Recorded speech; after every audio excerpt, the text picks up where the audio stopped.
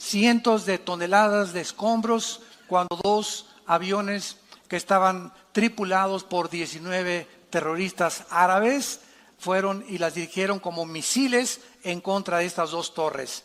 El huracán Katrina en 2005, ¿verdad? En Nueva Orleans, que casi acaba y arrasa con el puerto de Nueva Orleans. El terremoto de Chile, casi de los últimos que acaban de ver, que movió la inclinación del eje de la Tierra. Esto es impresionante, nunca había sucedido. El terremoto en Haití, la ciudad de Puerto Príncipe completamente devastada. Y ahora tenemos en este año el huracán Harvey en Houston. Gracias a Dios que en Dallas no nos llegó. Llegó en toda la costa del Golfo de México, del Atlántico. Houston, la mitad de la ciudad o más de la mitad completamente inundada. Imagínate levantarte en la mañana, que el agua te llegue simplemente al nivel de las rodillas. ¿Qué haces? Con toda la basura que se desparramó por todas las aguas, los botes de basura, las infecciones, hasta los lagartos se metieron, víboras, culebras. Nadie podía meter las manos al agua sin antes y agarrar una torta o algo porque estaba infectadísima. ¿Y a dónde voy a ir? Al supermercado nadando? Como voy, no tengo ni siquiera un bote. Voy a la farmacia, necesito pañales para mi hijo o leche. De veras, ustedes no tienen idea lo que se vivió en Houston en los últimos semanas.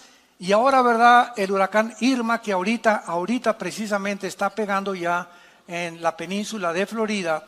Parece que se desvió un poco de Miami, va la tormenta tropical en Miami, se dirige hacia Tampa y hacia el norte de la Florida, que están esperando más de 7 millones de evacuados. ¿Saben ustedes lo que significa eso? 7 millones de evacuados. Tenemos una persona que nos habló, que nos dijo que simplemente de Miami a Orlando, que no es un viaje como de 45 minutos, hizo 24 horas manejando. De la línea de carros tan despacio, porque toda la gente, ¿verdad?, huyendo hacia el norte, hacia Atlanta, prefiriendo, ¿verdad?, rescatar su vida que poder morir. Todas estas tragedias y todos estos acontecimientos nos tienen que recordar las verdades que vamos a continuar a desarrollar, y todos tenemos que recordar algo en primer lugar. La Biblia dice en Hebreos 9:27 que todos estamos sentenciados a muerte, porque es necesario que todos nosotros muramos, así está escrito, inmediatamente después de que tú mueras y de que yo muera, viene el juicio. No hay transmigración de las almas, no hay reencarnación, no hay purgatorio, no hay un lugar intermedio. En el momento que tú mueras, en la forma que tú mueras, cuando tú mueras y a donde tú mueras, inmediatamente te enfrentas con Dios, como juez o como tu Salvador. Este mundo, ¿verdad?, es completamente temporal y frágil. Ahora bien, si tenemos en cuenta que todos tenemos que morir, fíjense cómo cambia la perspectiva cuando venimos a la Biblia que cuando estamos lejos de Dios. Si tenemos en cuenta que todos tenemos que morir, cuando mueren 50 personas juntas en un avionazo, cuando mueren 15,000 personas juntas en un terremoto, o cuando mueren 200,000 personas como en Indonesia juntas por la inundación, se le llama tragedia. No se le llama tragedia cuando morimos individualmente.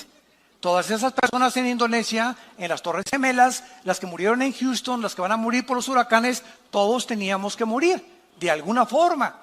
Pero en el momento que es algo que nos rodea, le llamamos una tragedia.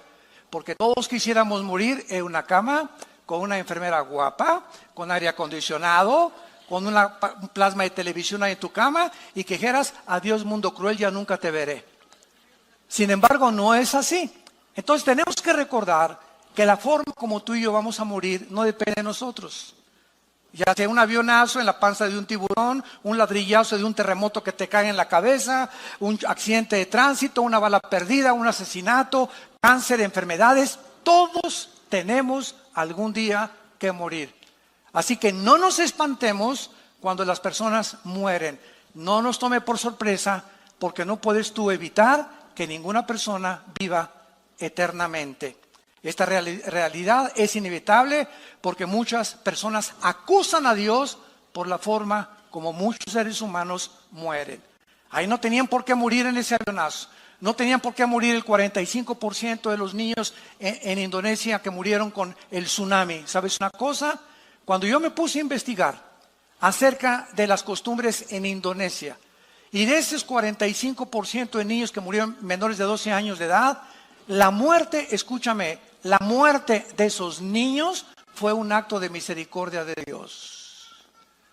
Si esos niños hubieran quedado vivos, hubieran sido educados en la brujería, en la prostitución, en el tráfico humano y en todas las desgracias que en esa zona del Asia se siguen practicando. Así que Dios en su misericordia se llevó a todos esos niños porque la Biblia enseña que de ellos es el reino de Dios. Ah, no, pero hay muchas personas que quieren que esos niños lleguen y sigan sufriendo y llegan a los 30 años y que sufran y que se casen y que se divorcien y que lleguen a los 50 años y que experimenten con el cáncer. ¿Cuántos de nosotros no quisiéramos eso? Ahora, ¿qué cosa es mejor? ¿Morir joven o vivir muchos años? Si es con Cristo, dice Filipenses 1:21 el apóstol Pablo, el morir es ganancia. Y si el vivir, si quedarme en la vida es Cristo, es mucho mejor. Pero así somos nosotros, ¿verdad? Como hay personas que me han hablado, oiga mi hermano, hoy por mi abuelita allá en la Cruz Roja, estamos todos deshechos. ¿Qué edad tiene tu abuelita? 95 años. Pues déjenla que se pinte ya. Hermanos, por favor, oren. Oye, espérame tantito, la pobre señora ya se tenía que ir. Es más, se tardó. Bueno, dichosos los que llegan con salud de esa edad, ¿verdad? Pero queremos que se quede. ¿Para qué quieres que se quede tu abuelita aquí, verdad? Si ella es cristiana, gloria a Dios, va a ser libre. El cuerpo es una prisión. No vengan a orar por ella, pero ¿para qué vamos a orar por ella? ¿Para que se quede 5 años, hasta los 10, 100 años de edad? Que ya no pueda ni caminar la pobrecita, que ya no pueda ni ver la pobrecita. ¿Para eso quieres que se quede tu abuelita? Simplemente porque la quieres tener como tú. La muerte para el cristiano es ganancia. Escapamos, dice la Biblia, bienaventurados los que mueren en el Señor, porque han descansado de sus obras. Entonces vamos a ver claramente por qué ocurren estas tragedias. Número 1, veamos la perspectiva de Dios. Isaías 55, versículos 8 y 9. Porque mis pensamientos, dice Dios, no son vuestros pensamientos. Dice Dios, yo no pienso como tú piensas, Pancho, Carmelita, astrofísico, físico, ateo, escéptico y agnóstico. Yo no pienso como ustedes. Mis pensamientos son muchísimo más altos que la forma como tú ves el mundo, la perspectiva que tú tienes de la muerte, la perspectiva que tú tienes de la vida, la forma como tú ves las tragedias. Entonces, la razón por la cual mis pensamientos son más altos que los tuyos es precisamente una de las razones por las cuales la mayor parte de los ateos, en los 40 años que tengo de compartir el mensaje de la Biblia, he tenido más de 45, 50 ataques y enfrentamientos y debates frente a frente en el radio, en la televisión, con ateos. Y durante el siglo XX, me acuerdo, en los 90s, 80s, que fue la cúspide del siglo XX del ateísmo, el 90% de los ateos que hemos debatido durante toda nuestra vida, el 90% de los ateos son personas amargadas contra Dios.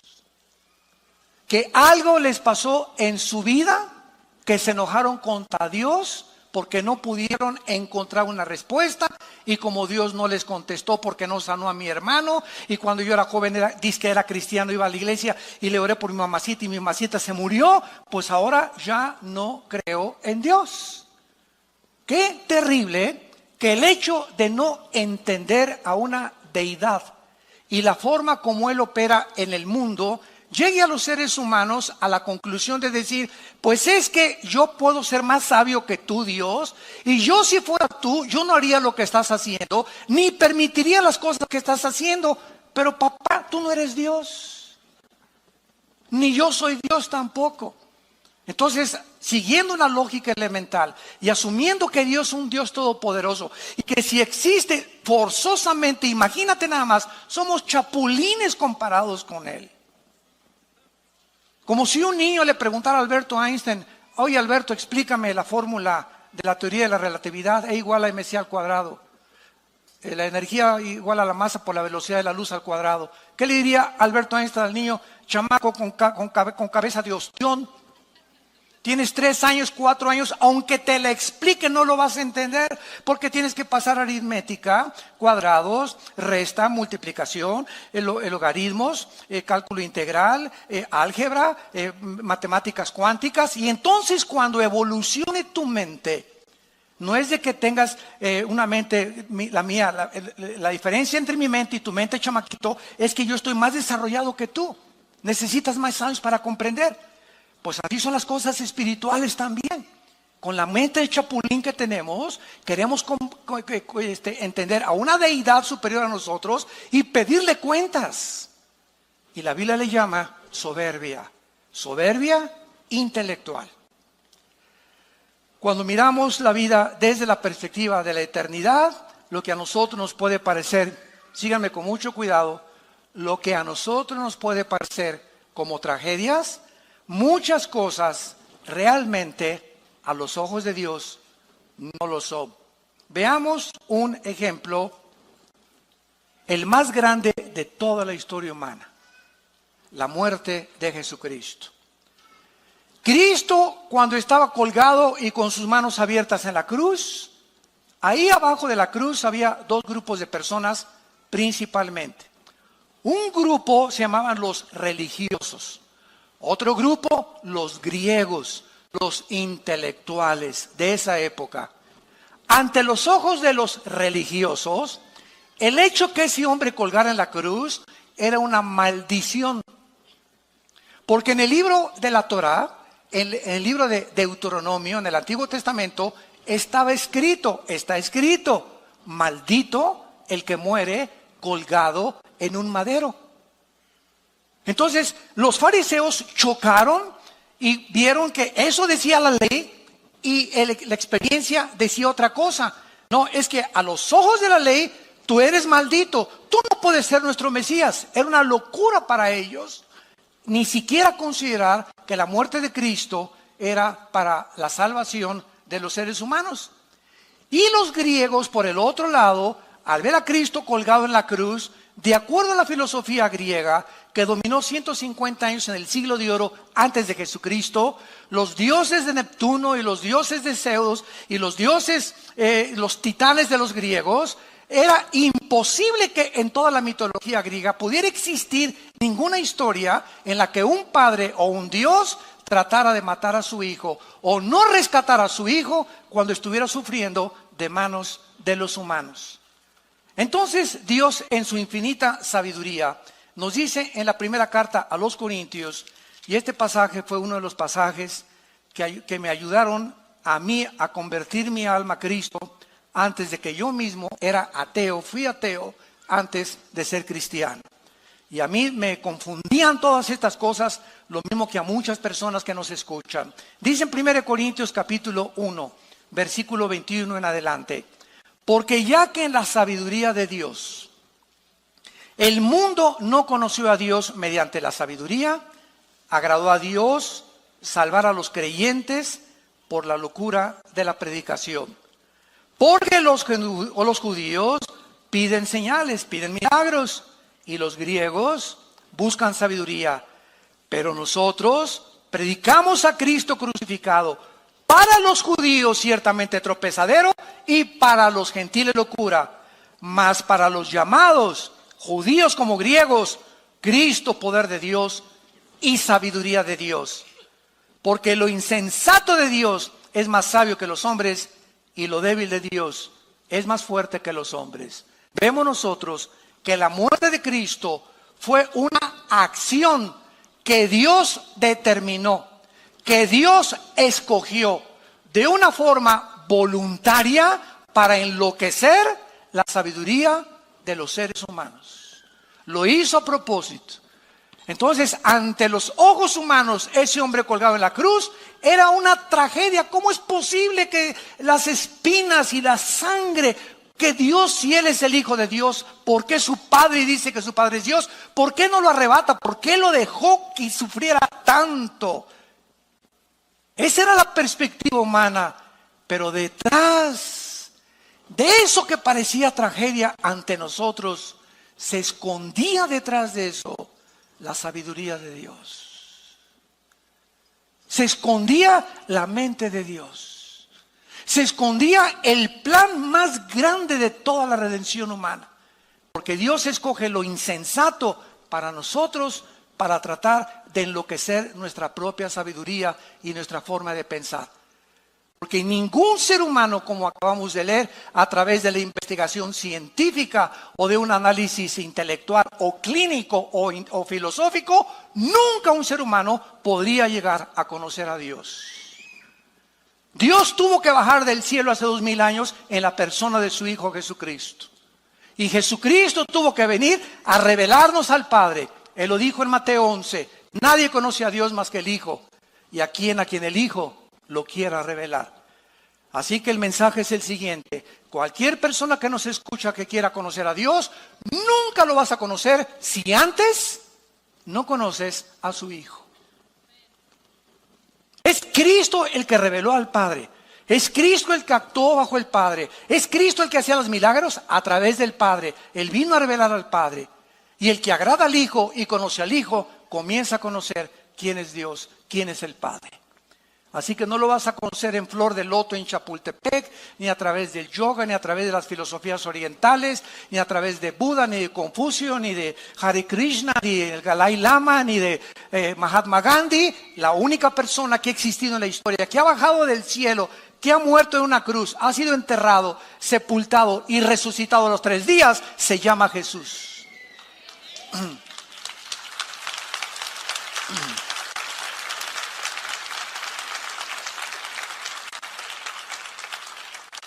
Ahora bien, las catástrofes tienen que ocurrir antes que venga Cristo.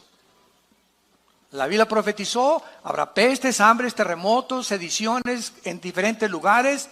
Dice en Lucas 21, las gentes desfalleciendo por el temor, por el bramido de las olas. Así fue escrito hace 2000 años. Y en respuesta a muchas preguntas que han surgido en relación a los huracanes, ustedes no se imaginan cómo hemos sido bombardeados. En las últimas 2 semanas con llamadas a la casa de ustedes, me han despertado a la 1 de la mañana. Ay, mi abuelita tiene miedo que el huracán la agarre. ¿Y qué quiere que haga, señora? ¿Verdad? Ay, pues que ore por ella. Imagínense nada más. Que ore por ella a cientos de kilómetros de distancia.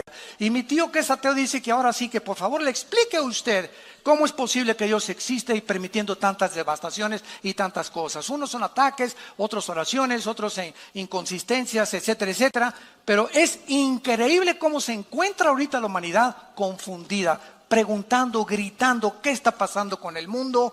¿Qué es lo que va a suceder? Viene la Tercera Guerra Mundial, el gordito loco de Corea del Norte a punto ya de mandar bombas a Guam, a Corea del Sur, a Israel, a Estados Unidos, etcétera, etcétera. Estamos en un punto de la historia tan conflictivo, tan confundido, que es la hora de la iglesia. Este es el momento en el que más podemos nosotros darle al mundo la luz que están buscando. Filósofos, sistemas de gobierno, ideologías, comunismo, democracia, monarquías, ateísmo, agnosticismo, de todo tipo de filosofías de gobierno, de pensamiento, religiones, de economías, gobernantes, todos viven confundidos en este momento. Ya no saben qué sistema es mejor de gobierno, qué ideología es la mejor, cuál es la mejor religión, cuál es el mejor Dios. Ahora ya viene la corriente famosa que la Biblia profetizó, donde se va a levantar un líder religioso en el mundo que se llama el ecumenismo, tratando de unir. Vamos a unirnos, vengan para acá los budistas, vengan para acá lo del Islam. Todos estamos adorando a un Dios con diferentes nombres. Un momentito, por favor, Jesús, María y José y el burrito que los acompaña. ¿Cómo que son diferentes nombres con el mismo Dios? De ninguna manera. A eso vino Jesús al mundo como un hombre radical a decirnos: nadie va al Padre si no es por mí. Ese radicalismo de Jesús Yo soy el camino, no hay ningún otro camino. Yo soy la verdad, no hay ninguna otra verdad. Y yo soy la vida. Eso es lo que hace que el mundo le acuse y nos acuse a nosotros de intolerantes. Siempre que he tenido yo debates con rabinos, con budistas, con musulmanes, es que usted es intolerante. Usted nada más Jesús. Así es porque Él lo dijo. Yo soy la resurrección y la vida. Yo soy el pastor y doy mi vida por las ovejas. Ni tu Buda, ni Mahoma, ni Mahatma Gandhi, ni el Dalai Lama, ni Hare Krishna, ni nadie ha dado su vida y ha dicho, voy a morir a los 3 días y voy a resucitar.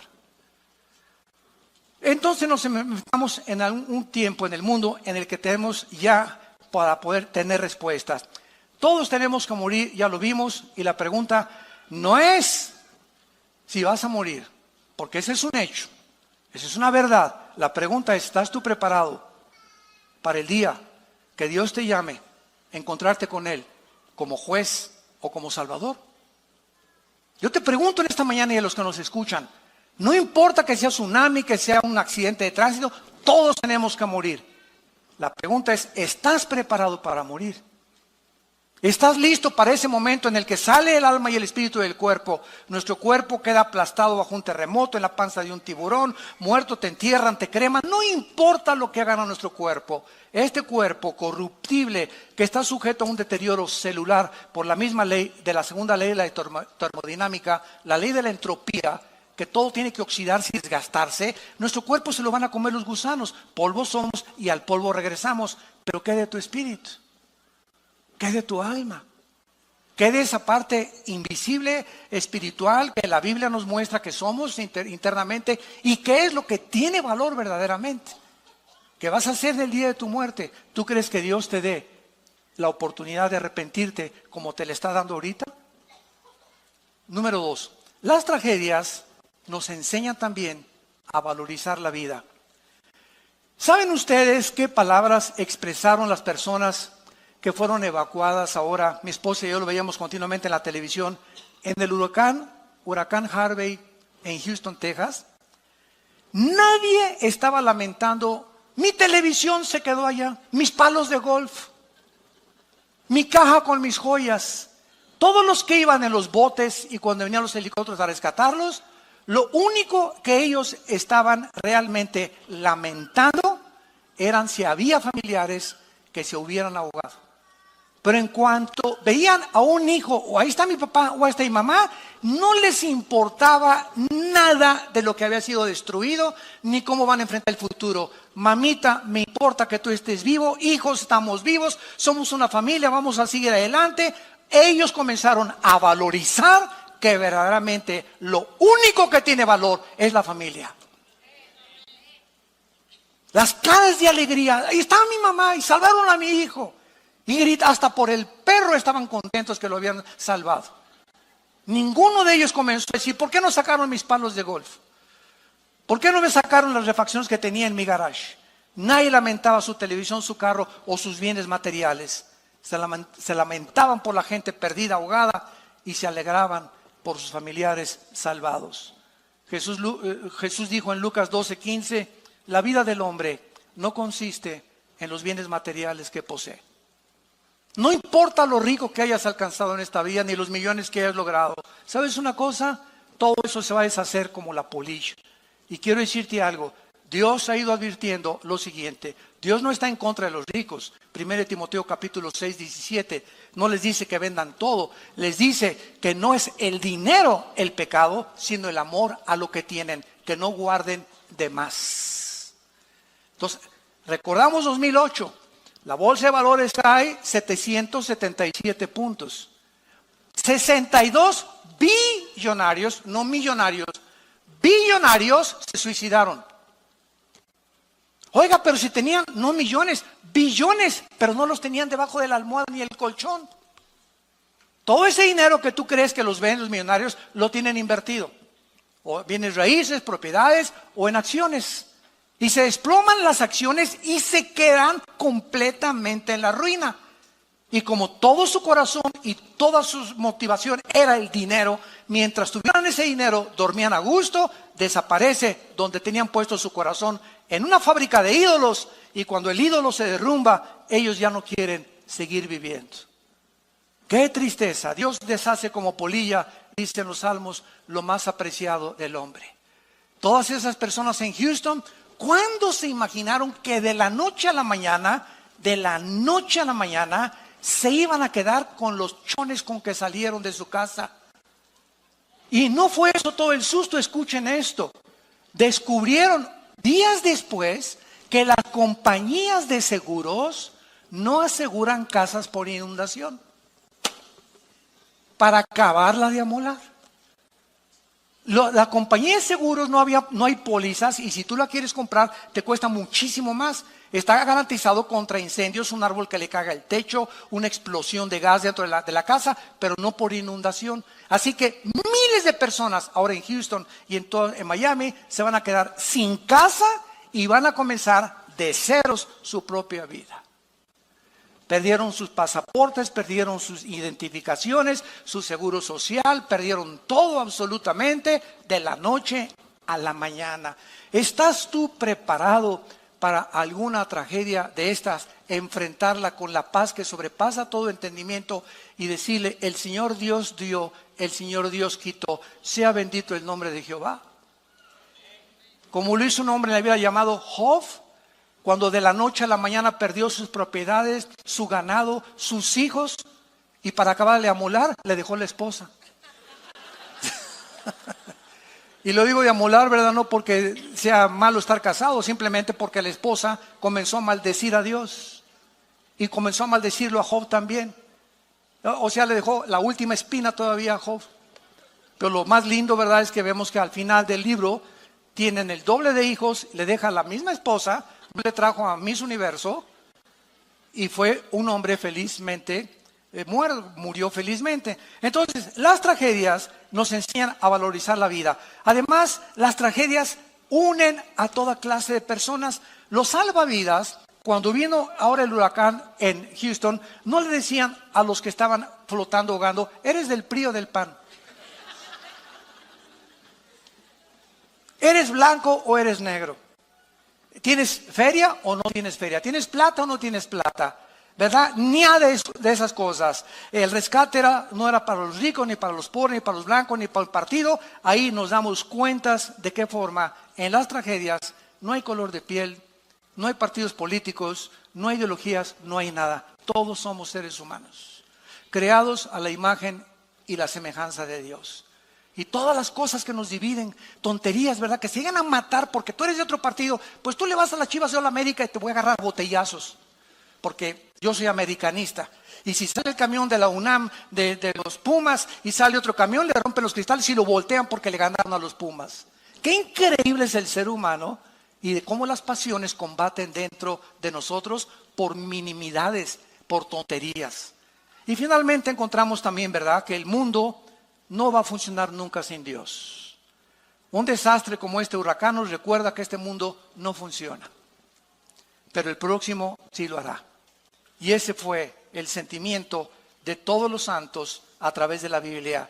Dice en Hebreos 11, versículo 13: conforme a la fe murieron todos estos, tanto los mártires como los no mártires, sin haber recibido lo prometido, sino mirándolo de lejos, creyéndolo, saludándolo y confesando que eran extranjeros, peregrinos sobre la tierra, porque los que esto dicen claramente dan a entender que buscan una patria. Pues si hubieran estado pensando en aquella de donde salieron, ciertamente tenían tiempo de volver, pero anhelaban una mejor, esto es, celestial. Por lo cual Dios no se avergüenza de llamarse Dios de ellos, porque les ha preparado una ciudad. Todos estos hombres que han muerto atrás de nosotros, desde el siglo XX hasta atrás, y que han seguido a Jesucristo, nunca consideraron que esta vida era eterna. Todos aceptaron la perspectiva: soy peregrino en este mundo, mi vida va a pasar así. Los que ya pasamos del 5º piso lo sabemos. Así pasa la vida, pero así. Vemos los nietos, los hijos, y nos damos cuenta qué rápido envejecemos. Y comienzas a valorar ¿Qué es lo más importante para la vida? Y nos damos cuenta la vanidad, la vaciedad, la falta de propósito y de sentido que la mayor parte de los seres humanos tienen. Todos luchando. ¿Qué vas a estudiar? Una carrera donde pueda haber más feria. ¿Y de quién eres compadre? De mi compadre el diputado, que me va a ayudar a conseguir un puesto para poder seguir robando. ¿Y qué es lo que anhelas en la vida? Hacer dinero. Ser como Steve Jobs y fundar una opción como Apple. Y ganar dinero por acá o ser un músico conocido. Y ya cuando alcanzas esto, van a ustedes a concluir como están concluyendo las estrellas de televisión y de cine del siglo XXI. Y lo digo porque es público. Entrevistaron hace poco a Madonna y le preguntaron que qué pensaba ella que pasaba ya de los 50 años de edad. Y contestó, sufro de pensar que en el momento que ya no tenga público, ¿qué voy a hacer? Porque mi adrenalina y la forma en la que me sostiene es el público, y sin público yo me moriría. ¿Qué hace un gobernante cuando fue presidente de la República y sale? ¿Ahora qué sigue? ¿Qué sigue? ¿Cuál es el monte a escalar? ¿Cuál es el monte a escalar cuando Elvis Presley descubrió, verdad, de que la vida era fatua, con millones de seguidores, con mujeres, y comienza a drogarse? Michael Jackson y todos los artistas, deportistas, boxeadores, políticos, que llegan a los 40, 45, 50, alcanzaste lo que querías, ¿y después qué? Sigues vacío internamente, te das cuenta que te falta algo, porque no hay nada, como dijo Jesús a la mujer samaritana, de esa agua volverás a tener sed. Pero el agua que yo te doy será una fuente que salte para ti en vida eterna. El hombre es vano en su forma de vivir. Siempre el dinero y el show y por aquí y el fashion y esto y el otro. Y siempre estamos pensando en nuestras cabezas tan llenas y de repente sin que te des cuenta, ¡pum!, llega la muerte. Y todos tus planes, todos tus pensamientos, todas tus ambiciones como el vapor, ¡brum!, se desvanecen y estás delante del trono de Dios. ¿Qué hiciste con tu vida, hijo? Carlitos, Pancho, Carmelita, Lupita. ¿Qué hiciste con tu vida?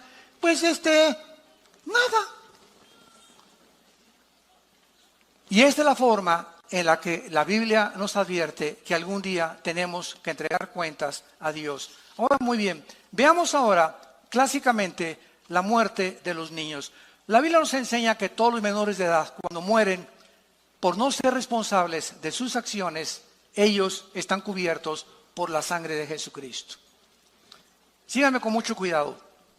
La inocencia de Adán no se compara con la inocencia de un niño después del nacimiento de la raza humana.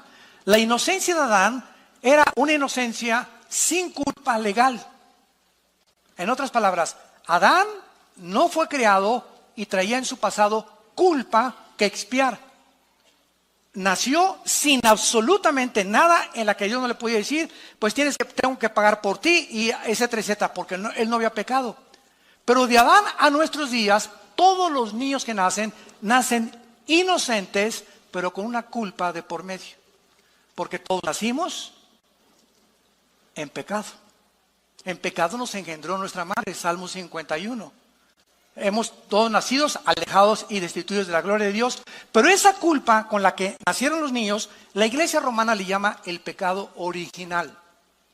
Y cuando los bautizan, ellos enseñan, cosa que no está en la Biblia, que se les borra el pecado original. No importa cómo se porten después, hayan sido borrachos, paranderos y jugadores, ellos ya desde niños ya tienen el pecado original por el bautismo, ¿verdad? Esto es una barbaridad a la luz de la Biblia.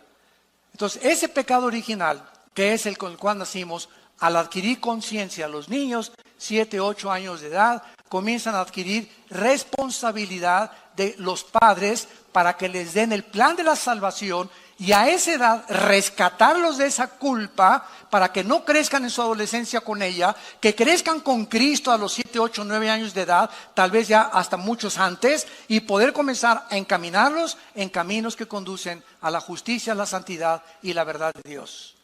Qué grande responsabilidad ser padre de familia, qué enorme responsabilidad. Ahora, la muerte para el cristiano, ¿verdad?, es muy diferente. No importa cómo muramos, no importa las tragedias que atravesemos, la Biblia nos llena de esperanza. Por ejemplo, el Salmo 116, apúntalo, porque te puede servir para las personas que mueren y leérselo. Dice el Salmo 116, versículo 15, estimada es a los ojos de Jehová la muerte de sus santos. Cuando un cristiano muere, Dios y los ángeles dicen, alabío, alabao, alabim bomba, ya viene, ra, ra, ra. Y aquí, ay, ¿para qué te lo llevaste? Porque el instinto de sobrevivencia nos hace actuar de esa manera. Nosotros queremos que todos, ¿verdad?, nuestros seres queridos se queden hasta los 80, hasta los 100, hasta que con nosotros. Porque esa es la tendencia del ser humano. Porque no sabemos qué hay después de la muerte. Pero Jesús vino a quitarnos la cortina, a descorrer el velo y mostrarnos que cuando un cristiano muere, no se imaginan el paraíso a donde están nuestros seres queridos o hermanos o hijos que se hayan muerto. Ellos se encuentran, qué Disneylandia, ni qué Renoventura, ni qué nada, ni qué Riviera Maya, se encuentran descansando contentos con el pandero, alegres, en un lugar millones de veces mejor que este basurero de planeta donde tú y yo vivimos. Pero queremos que regresen y se queden con aquí. Hay hermanos que también han dicho, hermano, ayúdame a resucitar al muertito. Es cristiano, sí, déjenlo, ¿para qué se va a dar un susto si regresa? Imagínense nada más, ¿no? Es que Cristo dijo que resucitar, espérame un tantito, lo hizo para demostrar su deidad. Pero ¿para qué quieres que resucite? ¿Para qué quieres que regrese de basurero? Está mucho mejor en el otro mundo que vive. Pero así somos los seres humanos. Dice la Biblia en Hebreos capítulo 14, versículo 32, lo mismo acerca de la muerte para los cristianos. Proverbios 14, 32. Por su maldad será lanzado el impío, mas el justo en su muerte tiene esperanza. No hay ninguna esperanza para el que muera y nos esté escuchando ahorita sin Cristo. Si tú mueres en este momento que escuchas este mensaje, hoy en la tarde, o tal vez dicen que vienen terremotos más grandes a México, te cae un ladrillo de la chimenea en tu cuarto y no amaneces mañana y no te volvemos a ver. Tú mueres sin Cristo, no lo digo yo, lo dice este libro que se llama la Biblia.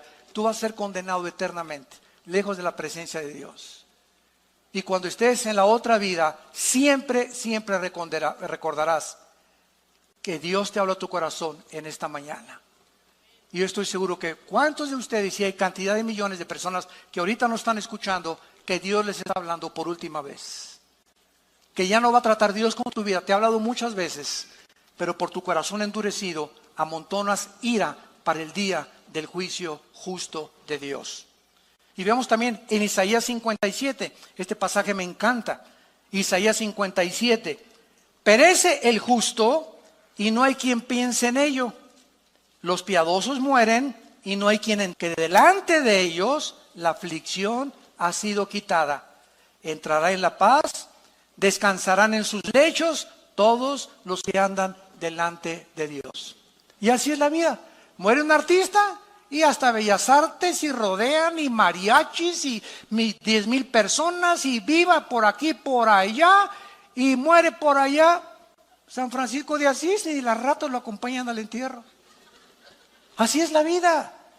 Y muere un presidente, y muere un cantante, y muere este, y muere por aquí, por allá, y las televisiones y todo, y entrevistas, y cómo murió, y murió de un pasonzototote de drogas, murió de un pasontote de alcoholismo, murió porque mató a su esposa, y mató a su esposo, y se envenenaron, o lo que quieras, pero la gente los levanta, y lo que los hombres tienen por sublime, Dios lo tiene como abominación. Y así es la vida. No nos sorprendamos, porque el mundo alaba y exalta a aquellos que no merecen, pero para ellos fueron buenos por lo que fueron buenos futbolistas, buenos cantantes, buenos artistas, buenos políticos.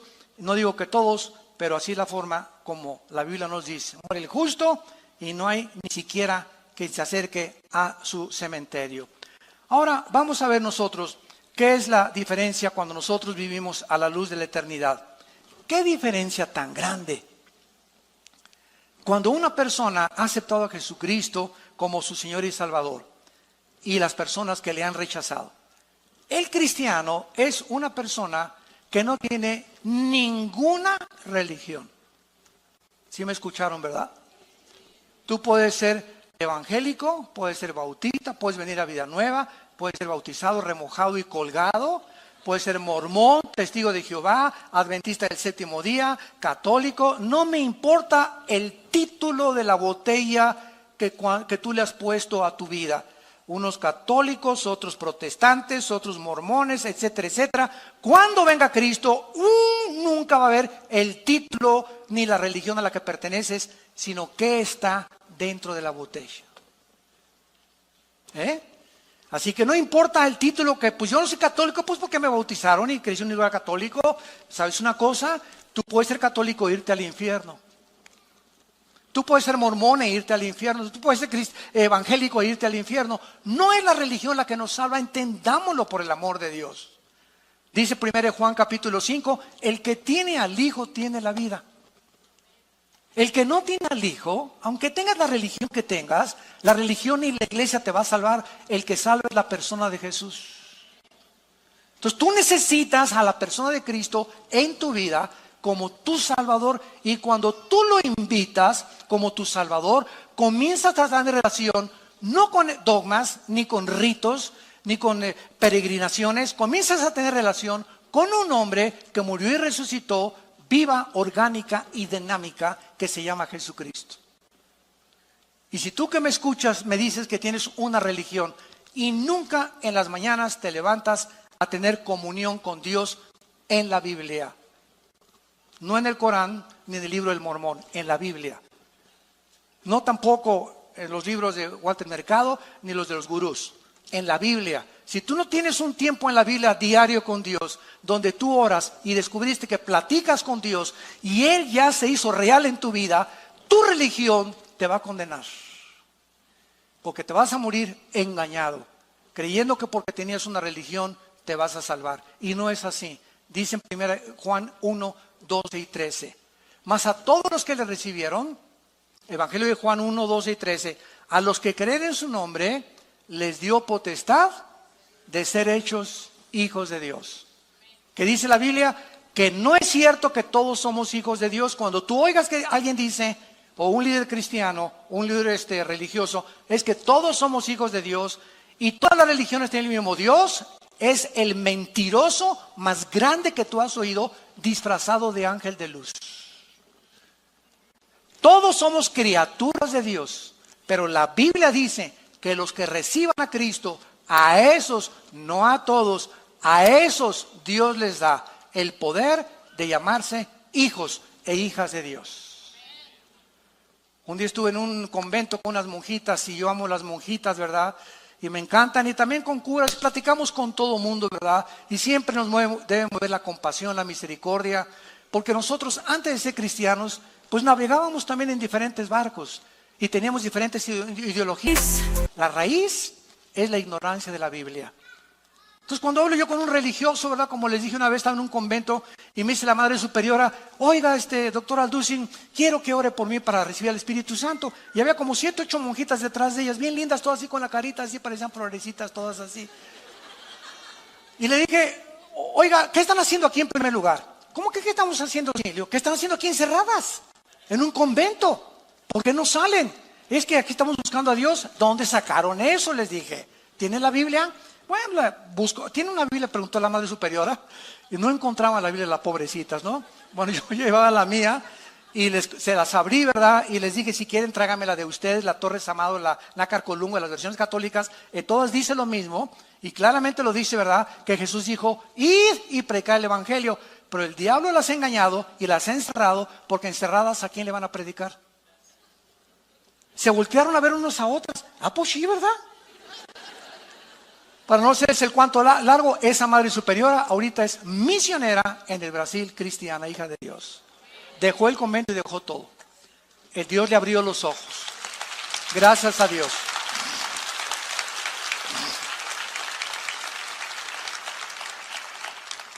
Jesús profetizó a sus discípulos que vendrían estos tiempos, aumentaría en el mundo las guerras, el hambre, el odio, la falta de amor, la deshumanización y la falta de afecto natural.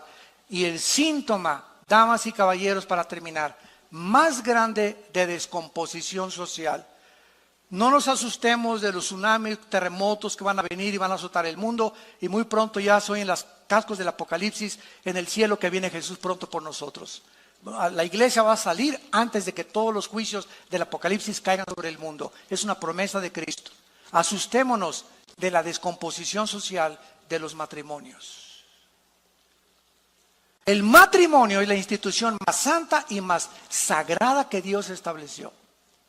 El matrimonio es el fundamento de todas las sociedades y la familia. Y de acuerdo a este libro, la familia es un papá, un varón, una mujer con hijos. Esa es la familia para Dios. No es un hombre con un hombre y una mujer con una mujer. Eso ya es la descomposición más terrible, más degradante, más inmoral a la que la sociedad humana ha llegado.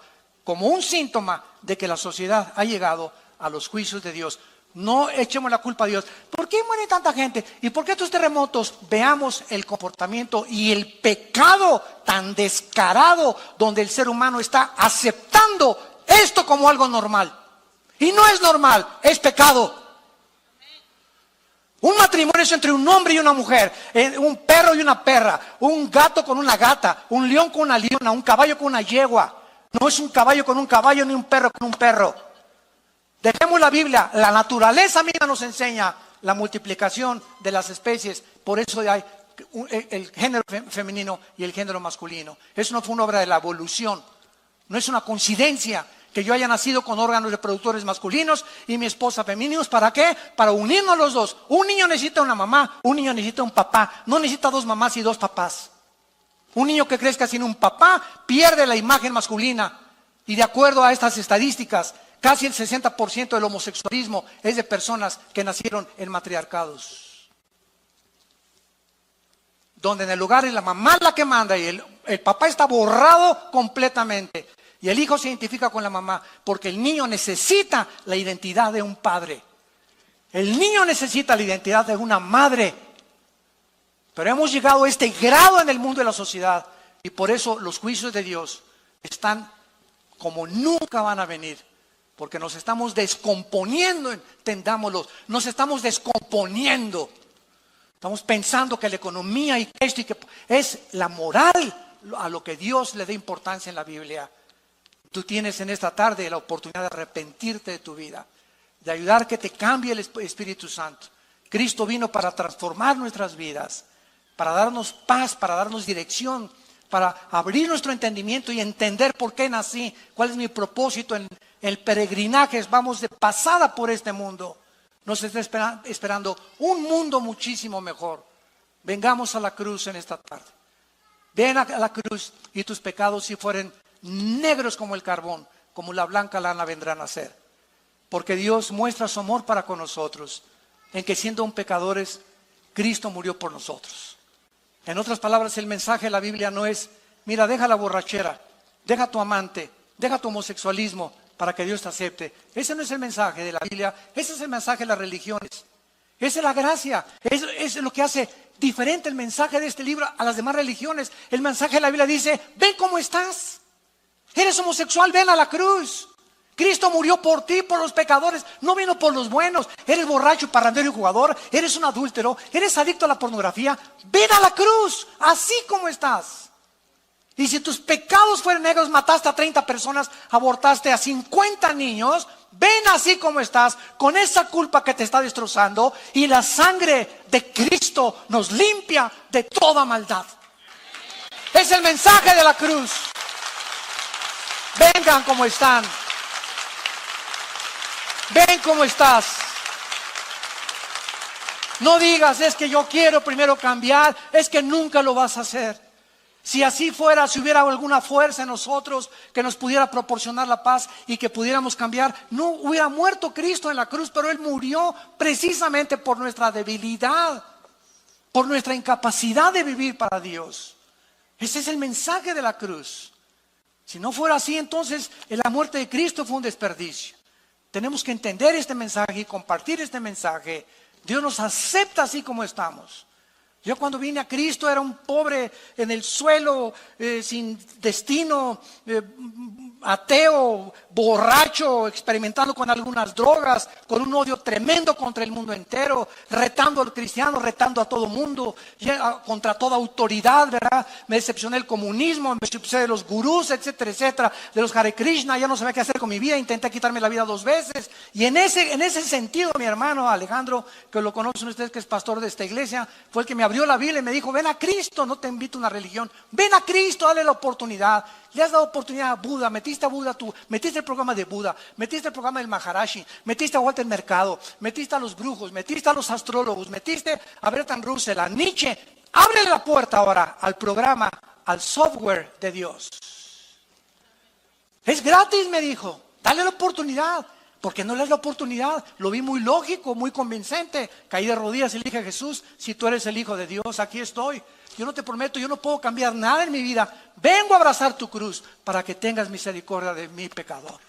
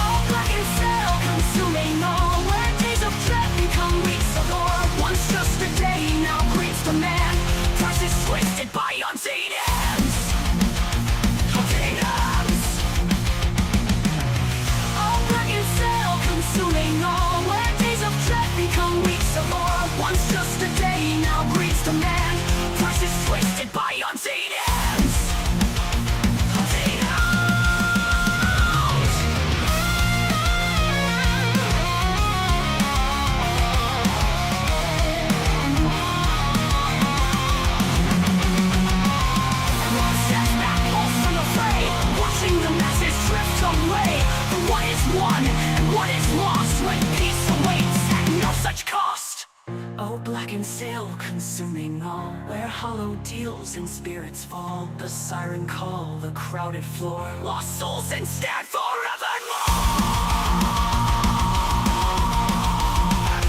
Walk away from this vicious sprawl, find release in the silent call. Let others claw, let others bleed, for freedom lies in forsaking need.